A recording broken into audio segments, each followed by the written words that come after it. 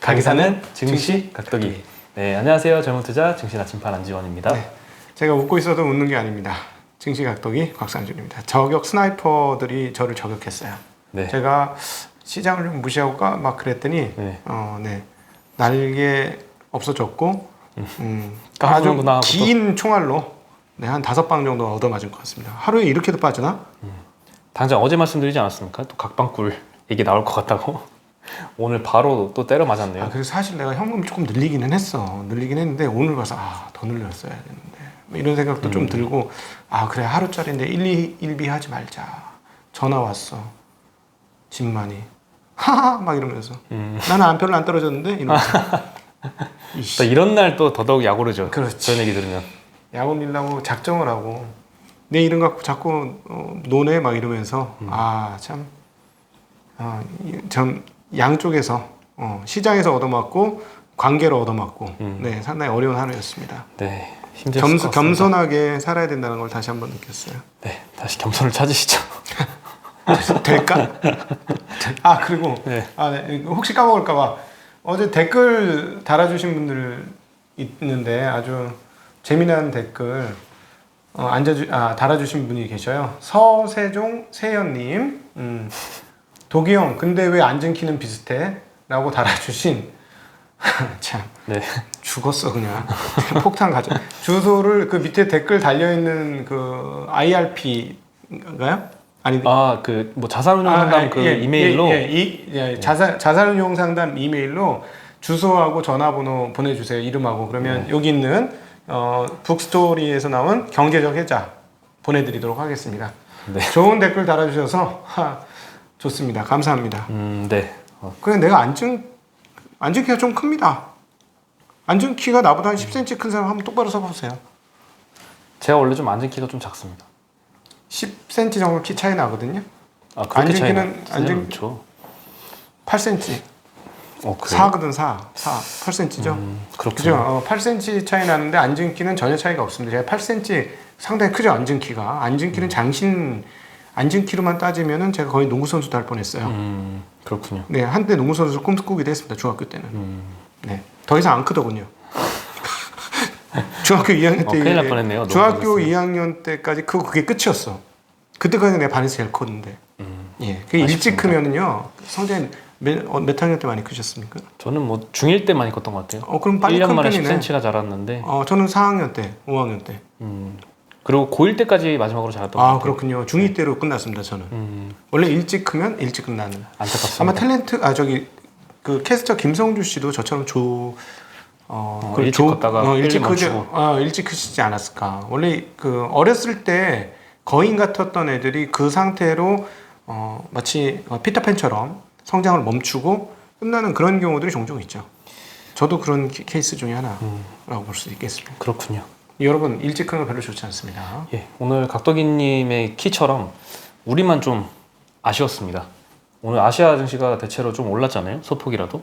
근데 지금 코스피가 1% 빠졌고요. 코스닥은 2%가 넘게 오늘 조정을 받았습니다. 그게 제 키하고 무슨 상관이 있습니까?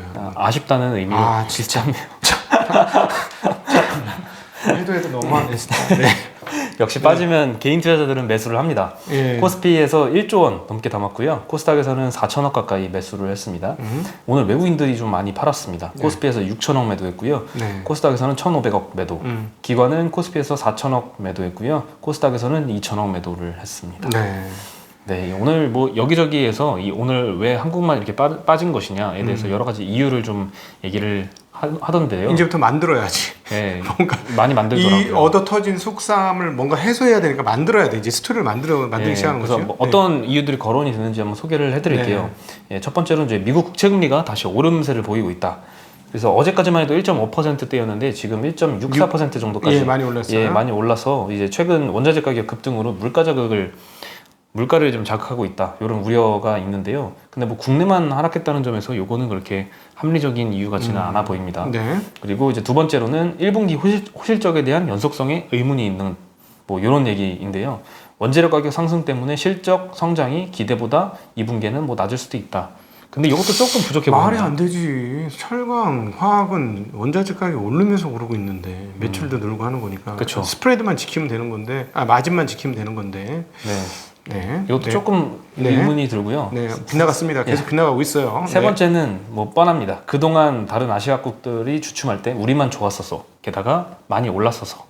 뭐 이거는 좀 감이 오네. 네. 한 대 맞은 것 같은 감이 이게 와요. 조금 두루뭉술하지만 제일 그래도 그렇지. 많이 맞아 올라. 보이는 이유 같아요. 그러니까 제가 까불까불하지 않았습니까? 네, 그 중심에 제가 있었죠. 그렇죠. 상승 중심에 제가 있었는데 까불까불하다가 총알이 아주 깊은 게 박혔어. 아, 그렇군요. 오늘 두 자리, 그러니까 1%대 빠진 게 아니라 더 빠졌어요. 충격적이었습니다. 네. 오늘은 좀 언더퍼폼 했네요. 압도적 언더퍼폼이죠. 이 시장 1%밖에 안 빠졌잖아요. 그쵸. 2배 빠졌어요. 엄청 많이 네. 빠졌습니다. 그래서 무슨 뭐- 놈의 현금성 주식이 어디 있어? 이씨, 떨어질 땐 주식이.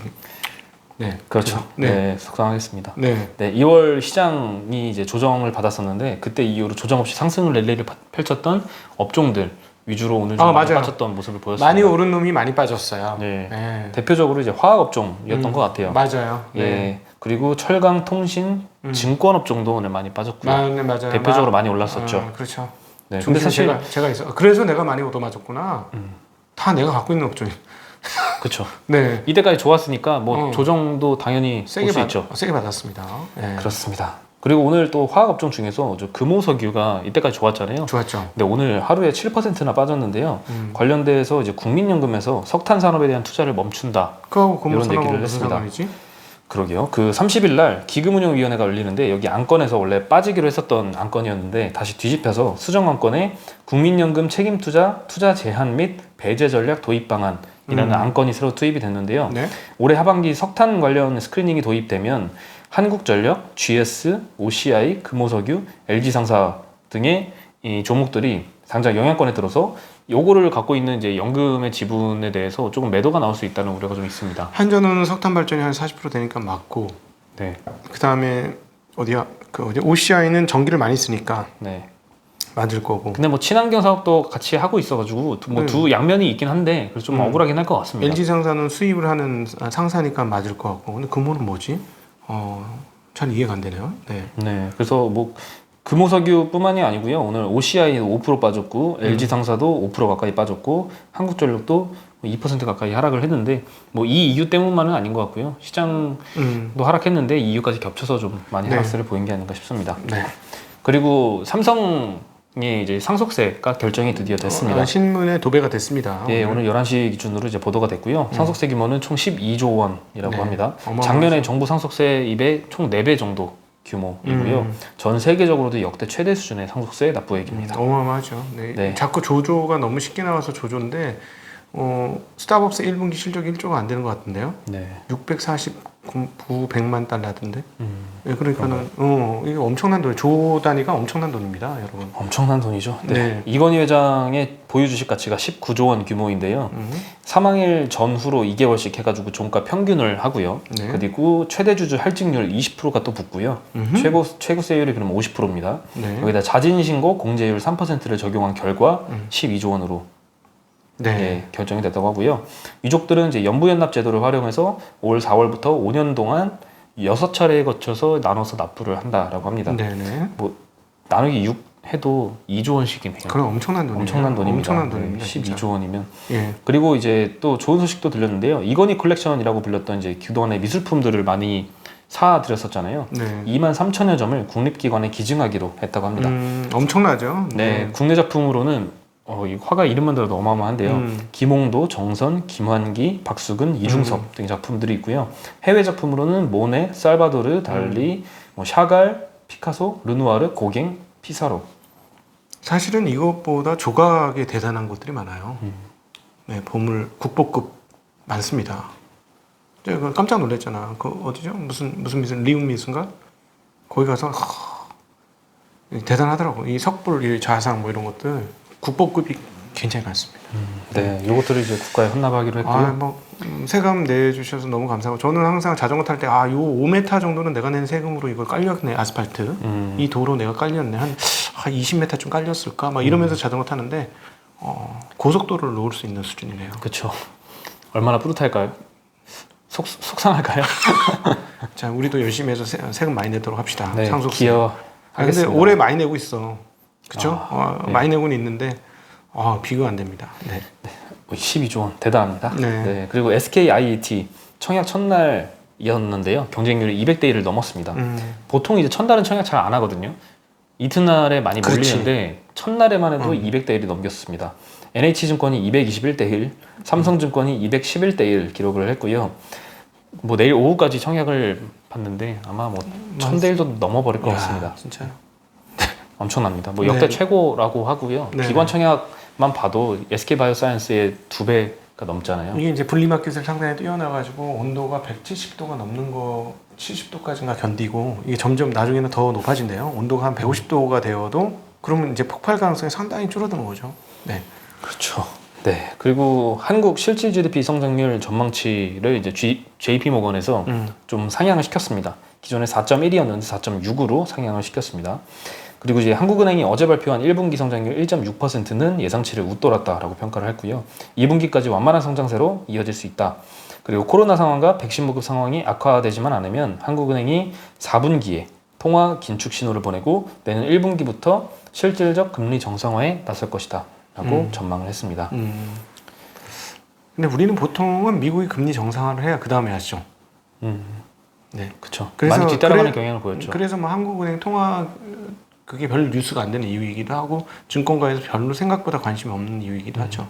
네. 네. 그리고 뭐 FOMC 결정보다는 우리나라 기금 통화위원회인가요? 네. 예, 거기보다는 FOMC가 좀 영향을 많이 미쳤었기 때문에 더더욱 이 국내 이슈가 좀 국내 묻힌 것 같아요. 채권쟁이들만 좀 관심이 있는데 그럼에도 그거보다 훨씬 더 미국에 관심 더 많죠. 그쵸. 사실. 네.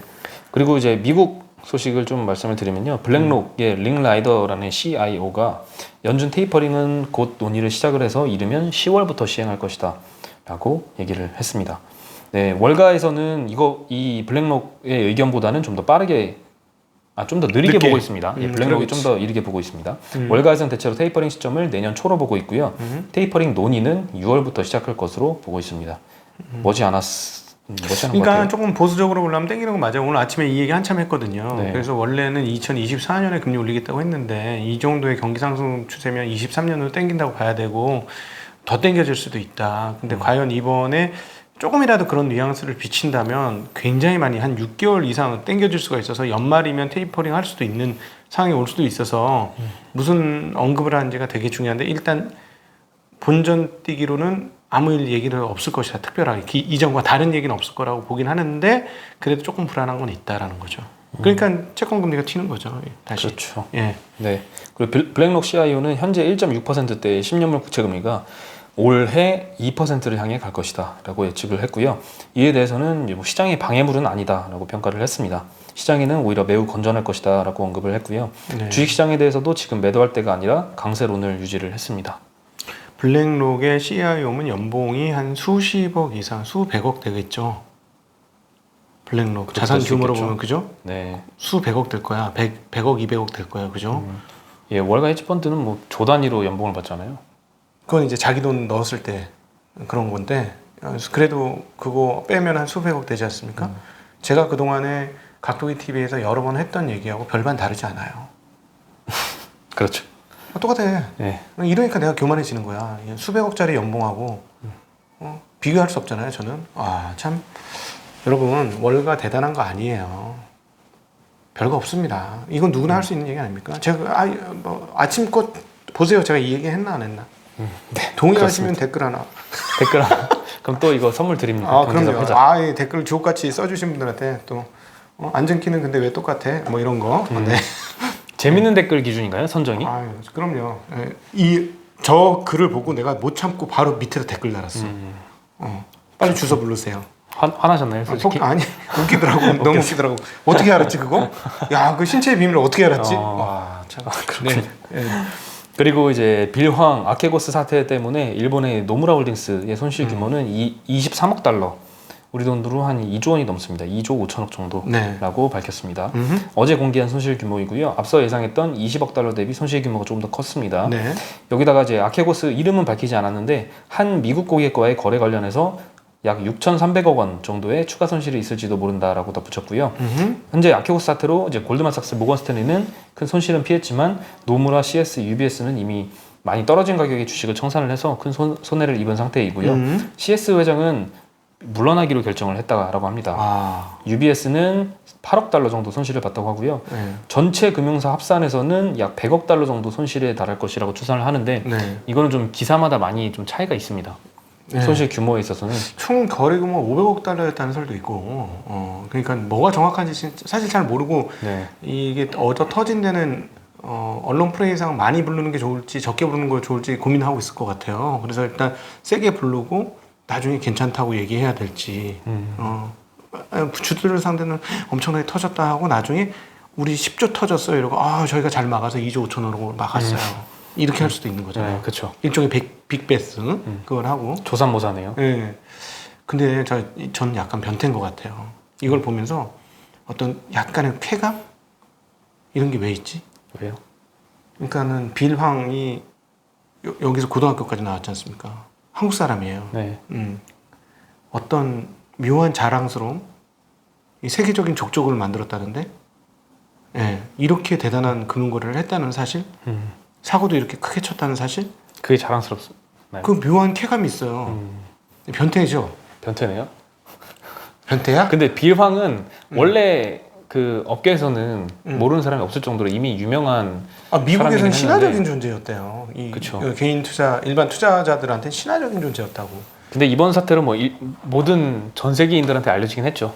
그래서 약간 어떤 한국인으로서의 어떤 힘을 보여줬다. 여기서 만약에 빌황이 다시 재기에 성공한다면 더더욱 이제 신나겠죠. 도치코인으로 그런 뉴스가 있어요. 아니 도치코인으로 지금 부활했다는 설이 있어. 도지코인으로 바로 몇십 조 이렇게 벌어가지고 부활했다라는 설이 있는데 팩트 확인은 안 됐습니다. 믿어지진 않더라고요. 믿어지진 않아. 요즘 논란이 많습니다. 근데 어쨌든 근데 규모가 너무 커서 실력으로는 이겨내서 돌아올 것 같은데 규모가 너무 커서 이렇게 되면 전 금융사에 블랙리스트 돼가지고 거래 자체가 안 되니까 레버리지는 땡길 수 없는 상황인데 누구한테 돈 빌려갖고 하는 수밖에 없는데 과연 그런 정도의 규모를 돈을 빌려줄 사람 과연 있을 것이냐. 그 로버트슨 그 사람이 돈을 빌려준다고 해도 몇백억에서 뭐 한 몇천억까지는 어떻게 될지 모르겠으나 이거를 회복시키려면 거의 조 단위가 필요할 텐데 그렇게는 못할 것 같거든요. 그러니까 너무 규모가 커 얘기 들어보면. 근데 어쨌든 저의 변태스러운 어떤 제가 변태라는 걸 느꼈어요. 이걸 보면서 뭔가 이상한 뿌듯함 뭐 이런 게 느껴져가지고 왜 그런지 모르겠습니다. 그렇군요. 한국인들의 어떤 변태성인가? 나만의 변태성인가? 각도기만의 변태성인 것 같습니다. 네, 죄송합니다. 네. 장이 빠져서 그래요. 당해서 그렇습니다. 제가 지금. 그리고 이제 화이자 CEO가 밝혔는데요. 연말까지 코로나 치료제 경구약 형태로 출시를 하겠다라고 했습니다. 현재까지는 FDA 승인을 받은 코로나 치료제는 길리어드 사이언스의 렘데시비르가 유일합니다. 렘데시비르는 이제 정맥에 투여하는 링거 주사제 형태이고요. 반면에 이제 먹는 경구약을 화이자에서 출시하게 된다면 뭐 게임 체인저가 될 수 있을 것이다. 뭐 이렇게 자신감도 보였고요. 화이자 CEO는 이 약이 현재 나온 약보다 변이 바이러스에 더 효과적일 수 있다라고도 강조를 했습니다. 굉장히 간편하겠네요. 병원 안 가도 되니까. 그렇죠. 네. 그리고 미국은 이제 실외에서 마스크 안 써도 된다. 뭐 이런 얘기가 나오고 있습니다. 미국의 질병통제예방센터 국장의 인터뷰에 따르면 백신을 접종했다면 대규모 인파가 몰리지 않은 실외에서는 마스크를 안 써도 된다라고 지침을 업데이트했습니다. 물론 실내에서는 써야 되고요. 미국 최대 은행인 JP모건 체이스는 또 7월까지 미국에서 근무하는 모든 인력을 사무실로 불러들이기로 결정을 했습니다. 아직 우리나라는 뭐 엄청 보편화되어 있지는 않은데 미국은 현재 다 재택근무를 많이 하고 있잖아요. 근데 금융회사들 중에서 월가에서 현장 복귀를 의무화한 건 JP모건이 처음이라고 합니다. 5월 17일 날 뭐 사무실은 문을 열 것이다 이렇게 얘기를 했고요. 그동안 문을 닫았던 뭐 박물관 이런 데들도 이제 점점 문을 열기 시작하는 것 같습니다. 미국은 뭐 정상화가 많이 진행이 되고 있네요. 벌써 뭐 한 35% 넘었죠. 접종률이. 반면에 우리나라는 오늘 또 775명의 확진자가 새로 발생을 500명 했습니다. 떨어져서 이제 잡히나 보다 했는데 또 다시 나흘 만에 다시 700명대로 올라왔습니다. 참. 여러분 좀 많이 힘내시기를 바라고요. 뭐 하루 이틀 이런 걸로 저 오늘 점심에 하도 스트레스 받아가지고 서점 나갔어요. 점심에 점심 가서 서점 가서 책을 좀 사고 다시 한번 심기일전하기 위해서 책을 좀 사고 갑자기 김밥에 라면이 먹고 싶더라고. 네. 그래서 그 동네 봤더니 뒷골목에 오방스 빵스인가 오덕스 빵스인가라는 원래는 붕어빵 팔던 집이 김밥으로 전환한 집이 있었는데 딱 갔는데 어머 각도기님 이러는 거. 광화문에서 아는 분 3분 만났어. 오늘 점심에만요? 막 인사하더라고. 그래서 연예인 다 되셨네요. 생긴 건 연예인이 아니지 않습니까? 그렇죠. 네. 그래서 어쨌든 근데 이렇게 듣다가 클리닉 앞으로 열심히 해야 되겠다. 왜냐면은 보니까 이렇게 물린 걸 어떻게 하지 못하는 손실 그 회피권 때문에 어떻게 하지는 못하는 그런 것들이 좀 있으시더라고요. 그래서 그런 부분이 상당히 좀 안타까웠는데 유명한 다시 한번 말씀드리지만 지금 유명한 회사에 투자하기보다도 앞으로 돈을 벌어줄 회사에 투자하시는 것을 꼭 다시 한번 명심하시고 기억하시면 좋을 것 같습니다. 네. 그리고 뭐 인사 맛있었어요, 아주 김밥이. 그러셨군요. 네. 그리고 뭐 우려는 있지만 뭐 실적 이런 우려도 있지만 2분기에 분명히 실적이 굉장히 잘 나올 회사들이 뻔히 있거든요. 그렇죠. 이런 종목에 집중하면은 뭐 여기서 더 조정을 받더라도 반등 구간에서 제일 먼저 회복을 할 것 같습니다. 사실은 사야 되는 사람들도 있지 않습니까? 지금 이제 새롭게 진입하시는 분들 네. 신나죠. 제가 오늘 그런 분들한테 좋은 날입니다 이렇게 말씀드렸어요. 저희는 속이 쓰리지만 오신 분은 지금 좋은 날 오신 겁니다. 싸게 살 수 있으니까요. 네, 이렇게 말씀드렸어요. 왜냐하면 최근에 가격이 계속 올라가지고 사기 힘들었는데 사실은 이렇게 정리해 볼 수 있을 것 같아요. 작년도까지만 해도 우리는 박스권 안에 있었습니다. 그래서 작년도의 반등은 역대 우리나라 PER 배수 15배를 이제 돌파하는 상황이었기 때문에 과열이 분명히 맞았었어요. 과열이 분명히 맞았었는데 최근의 분위기가 그 금리 상황과 그리고 유동성, 총유동성 상황들을 감안해 봤을 때 과거 확실히 질이 달라졌어요. 그래서 제가 계속 말씀드리지만 이게 천지개벽할 가능성이 좀 있어 보인다. 그러니까 새로운 국면이 펼쳐질 가능성이 좀 있어 보이는 그런 상황입니다. 미국이 금리만 얘기했던 대로 한 2023년 중반 이후에만 올린다면 충분히 가능한 얘기가 되거든요. 그래서 그래서 너무 지나치게 이렇게 다운 안 되셔도 될 것 같습니다. 네, 그럴 것 같은 게 또 이때까지 많이 올랐던 종목들이 좀 많이 빠졌거든요. 그래서 지금까지 좀 기쁘셨던 분들 위주로 좀 타격이 컸을 것 같고 이때까지 심심했던 그런 또 종목들은 또 오늘 많이 자동차 안 떨어졌어요. 자동차 올랐죠? 예, 현대차도 플러스였고요. 네. 그래서 뭐 균형을 찾아가는 것 같습니다. 네. 네. 또 각방쿨은 아니겠지 이번에는? 갑자기 내일 또 폭등하면 또 각방꿀인가요? 난 괜찮다고 얘기 괜찮아. 길게 보시면은요. 지금 총 통화량 대비 주식 시장의 여력은 상당한 것 같고 요즘에 오시는 분들은 대부분 깊은 고민 속에서 오셔요. 지금 투자해도 될까 하는 잘하고 있는 건가 하는 의구심을 가지고. 그러니까 상당히 고민하고 계신 투자자들이고요. 제 기억으로 2000년도에 돈을 투자했던 거는 그냥 다 필요 없고 그냥 그리고 무조건 코스닥 뭐 이런 식으로 굉장히 투기적인 거래였습니다. 요즘에 김치 프리미엄 우리가 봤던 것처럼 그런 식으로 투자를 했었어요. 그래서 주식시장이 아직 그런 상황은 아닌 것 같으니까요. 너무 걱정 안 하셨으면 좋겠습니다. 네. 그리고 2011년도부터는 좀 굉장히 심심했던 장이 몇 년 동안 계속 펼쳐졌잖아요. 10년. 박스권에서. 10년이야, 10년. 예, 그때보다는 오히려 이렇게 변동성 큰 게 훨씬 더 나은 것 같아요. 그럼요. 변동성이 좀 있어야 네, 사실은 그게 더 돈 벌기 좋죠. 미안한 말씀이지만.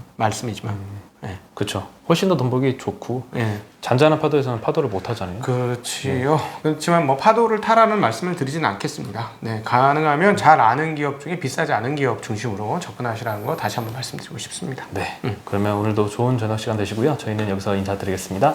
안녕.